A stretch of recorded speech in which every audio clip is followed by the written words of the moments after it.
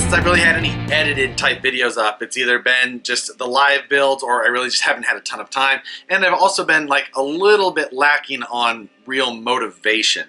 And that, it's not that I've been unmotivated in the hobby. I work every day in it now, and I think a lot of us know that. But I can't always show what I'm working on, and I'll be super involved and completely focused on wanting to work on whatever project I'm working on, and I can't show it because we're waiting to release, or all of those things that go along with all the stuff that goes behind developing products and things like that. So it makes making videos a little bit more tough with what I'm focused on. But the other day, every once in a while, I'll get a wild hair, and the Deadbolt kind of just re-sparked my interest. Right now, this car is not drivable. There's nothing underneath of this area to move this car in a forward manner. So it needs to be updated and fixed. It needs some maintenance. There's some stuff that's a little tight in it right now. And I'm also supposed to have the new Castle Mamba X system and their censored brushless rock crawler motors coming, and I'd like to give those a shot. I think this truck would be a fun one to put it in, as long as I can get everything else going. Next weekend, I'm headed down to LA for some business and some other fun stuff, and I'd like to have this truck running to take with me. So that's my plan. We'll see exactly how that goes. I want to, I think I want to put an XR10 width front end in this. Right now I've had a standard SCX10 F9 Curry in the front, but I think I'd like to switch over to the XR width. We'll see if I get that done. So I've got to be down in LA on Thursday, so that doesn't give me a ton of time unless I can get it done this weekend. I'm actually going to use a Curry set of axles that I've already got built. They were underneath one of my old tube buggies, so that's the plan.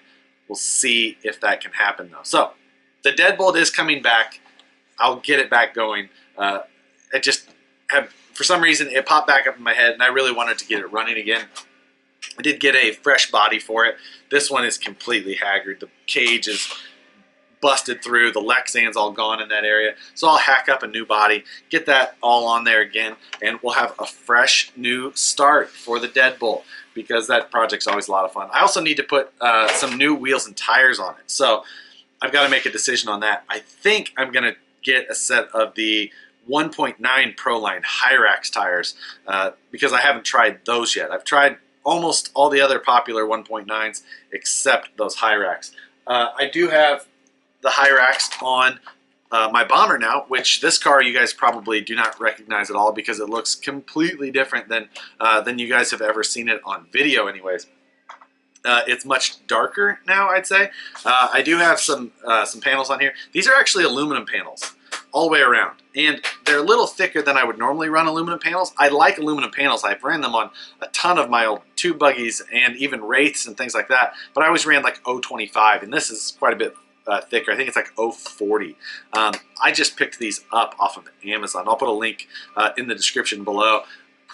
Honestly, I drive this Bomber so hard that I just destroy Lexan panels. So I decided I'm going to throw aluminum panels on this thing and see what I think of them. So I'll throw the link in the description below. I kind of like them as far as how they look and how they fit. Overall, I was pretty happy with them. So I think I'll be all right with these things. I also freshened up the axles. I've got the VXD axle shafts in there, some gray axles. Links and all that are pretty much like you guys saw them before. Nothing crazy there. I did go with the Proline Power Stroke Yeti rear shocks in the rear of this thing though. They're that 5-inch shock. So I mounted them to the rear mounting hole on that shock tower, and then the furthest back hole on the trailing arms themselves. So I need some lighter springs for this thing though. I'd probably go with the Pro Spec soft springs and get this thing down a little bit more. But other than that, the Bomber's kind of, it's just been freshened up for the year. Looking forward to it. Hopefully the snow melts up the hill. I'd like to get back up towards Donner and run this thing up there. Like I was saying, I put the 2.2 Proline Hyrax on here right now. Right now, it's got the stock Proline Hyrax foams. Have not changed those at all yet. Probably will, but for right now, it's just the stock ones in there. But the Bomber will also be back before too long. Just wanted to give it a nice freshening up. It was looking pretty bad by the end of the year. Something else I really haven't touched on is the SCX-10-2 project. It is, I mean, it's basically wrapped up. I've still got the prototype raw shock towers on there. I need to get some proper shock towers on there. You know, I installed the, I can't remember what else. I've installed a couple of other things, I think, since I did a video last. I've got some bumpers on there from Scalar Fab right now.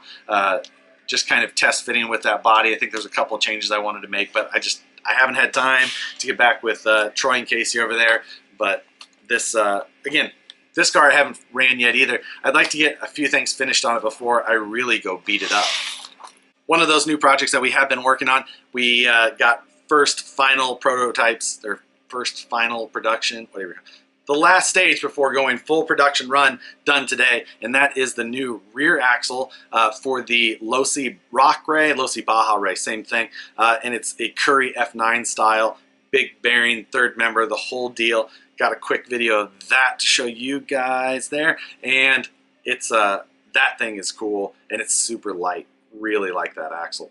Oh yeah, I got a Futaba 4PV in hand finally, and been doing some stuff with this. I need to get some videos finished, edited to show some of the programming. This is an awesome radio. I like this 4PV better than my 4PX. I know that that's not a great thing to say for sales numbers for Futaba as far as that goes, but man, this 4PV is my favorite radio I've owned to date from Futaba. So if you're looking for a new like 4-channel radio with awesome programming abilities and things like that, this 4PV is just, I love this thing. The other big change as of late is that I became like this much obsessed with the whole FPV drone, multi-rotor, quad, whatever you want to call them. I got kind of obsessed there. We had a swap meet here in the Sacramento area, Folsom, not too long ago, and I sold a bunch of random stuff that I had, and I went into the hobby store that was hosting the swap meet, which was Hobbytown Folsom, and I made an impulse buy, and I bought one of those little Blade Inductrix FPV things, and I had a blast with this thing. Flew it around, broke it, changed the motors, broke the frame, changed the frame, broke the frame again. Anyway, this thing was a blast. I've flown quads and things like that in the past, and it was okay. I was it's kind of fun, not great. Didn't really blow my skirt up, as they say. I don't know if other people say that or if that was just something that we said. But always liked, you know, the idea of it and things like that. And I liked some of the footage I could get from them, but I never really got like a thrill from flying them. And I was also just orientation of it, watching flying line of sight. I have to say, it wasn't my thing. I wasn't fantastic at it. I got this little thing and put on that Spectrum FPV, big, ugly adapter thing for the screen. And man, this thing was a ton of fun and just flew all over, and everything felt super natural. And the controls, you could just, you know, with the FPV, feeling like you're in it, it all made sense. I was really able to, everything about it felt great, and I really liked it. So at that point, I dove in. So I've got some friends who fly it, and I got some initial, you know, some suggestions on what I needed to do to start to get going. So I got a parts list gathered, and I ordered everything. I got all the things, and they're all shipping from different places and everywhere. And since then, I've been just, there's a ton to the FPV stuff, just like there's a ton to these things when you really get into it. And I'm really into this, and I am very confident on almost all the details of all of these cars and all the things that go into them, you know, down to everything. Quads, coming in as a, you know, newbie or whatever. I mean, I have a basic knowledge of the electronics and things like that, parts of the electronics and the theory of some of the other ones. But, you know, getting into all of these little things with PIDs and, you know, what VTX to use with what diversity module and what, it was a real big thing for me to jump in to a completely new segment that I felt like I should have been a little bit more familiar with than I was, and be able to get into it. So I've gone full research on this thing, and I've got I'm really happy with all the parts that I've got here already. I picked up a ton of, this is an X-Hover 5X frame or something like that. And I picked up that, and I ended up going with a Hobby Wing setup. It's their 2205 motors, the 2600 kV. The packaging actually was the coolest part about it. So kind of a cool little box. You flip it open, and the 4 motors sit in there. It's got this cool tool, and then the 4 ESCs are packaged in there as well. So that was kind of cool. That X-Hover frame. X-Hover is built not far from here. You know, the hardest part about jumping into FPV was buying the goggles. These are the, you know, the really expensive part of the whole deal. I ended up going with the Dominator V3s. These are the non-HD. You know, these, you know, Dominator HDs are $350 and the HDs are $450 or whatever it is. So spending the extra there really wasn't it. I ended up parlaying a scale rig that I had for basically everything that I needed. I think that I'm gonna like it, but I don't know yet. So not that I couldn't use these as some sort of FPV project with any of these trucks, which I'm sure I'll do at some point, because honestly, the cost of a lot of the things in this to build like an FPV quad, even with the nice components and things like that, isn't that bad. You know, after all the research I've done now and seeing you know, some of the details on a lot of these products, watching a ton of videos from like Joshua Bardwell, guy out of Texas, who's super tech heavy, and I really like super tech heavy videos, and then watching some of the fun channels like Rotor Riot and Mr. Steel. Guy has an awesome name, but you know, things like that. It's been a lot of fun. I'm actually enjoying the research side of it, but I'm still happy with things I got. And building more of these, I'm sure will come, like everybody said they would, as soon as I started having parts show up. I did have to pick up a new radio. I picked up a QX7 radio, and then TBS this and VTX that, and all those things. So much fun though. Can't wait to get this thing up and flying. My flight controller was on a pre-order thing, and it finally shipped yesterday or the day before.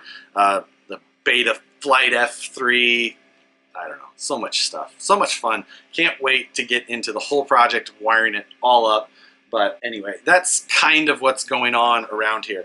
Still have a lot of projects, still have a lot of things to do. Next weekend should be a blast. Going down to LA, have a meeting down there, and then also going to go to the U4RC race at Cherry Valley, Apple something. I don't know which one it is, but there's a U4RC track that there's a race next weekend. Going to go down for that. That should be a lot of fun. Hopefully going to do some crawling Thursday night at Corona Del Mar with whoever is interested in showing up down there. We'll see how that all works out. Hopefully I've got the Deadbolt ready to go. If not, the Bomber could be ready to go, but I'd really like to take a 1.9 down there and get that rolling. So that'll give me some motivation to get that thing done. I always need motivation to get things done. So if you're down in the LA area and you want to do some crawling on Thursday night, definitely watch social media somewhere, and I'm sure we'll hit up something. I crawled Corona Del Mar in like 2010. It was an epic spot then. I would really like to go back. That's why I'm looking forward to that part of it. And then Saturday for the U4RC race. Sunday, fingers crossed, got something fun going on, and we'll see how everything else goes. But could be a lot of fun coming up. So my charging situation has been okay for the while. My favorite chargers of all times were my old Hyperion 606Is, like the original ones. I always loved those things. Since then, I've got the newer 606Is or the 610Is, either one, and I like them. There's something about the original one that I thought worked better. And then I've tried a bunch of different chargers since. I had that Hi-Tech X4, hated that thing. With the drone thing, I decided to pick up a new Venom Pro Duo charger. It's just something new. This thing was like 80 bucks or something like that. I'll put a link below. I'll show you which one I bought. Anyway, and then I also picked up like a half dozen new 4S 1300 high-C lipos for my for this whole experiment as well. So with that, we'll see how many of you guys are have crossover interests as well, as far as the land and air and all that kind of stuff. I'm looking forward to it. I'm not going to be any Mr. Steel, no matter how hard I try and twist this mustache I got going on. But that's it, guys. Thanks for watching. It's been a little while. Hopefully I get better at doing more videos and getting back to some of the build stuff. I do miss a lot of the custom builds. I've got some stuff being worked on coming and things like that. It's obviously not 100% like the old days, but love my job, that's for sure. So we win some, we lose some. But thanks for watching, guys. We'll see you on the next one.